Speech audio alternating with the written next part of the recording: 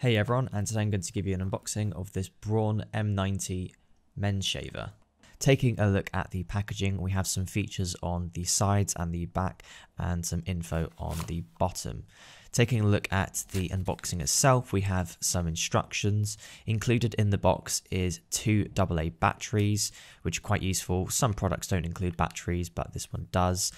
Braun have integrated a cleaning brush into the bottom of the design, which I think is really clever.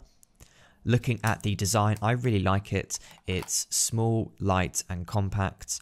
I bought this for £20 in the UK, so it is a budget device and I wouldn't expect exceptional performance for it, but I will likely make a review of this in the future.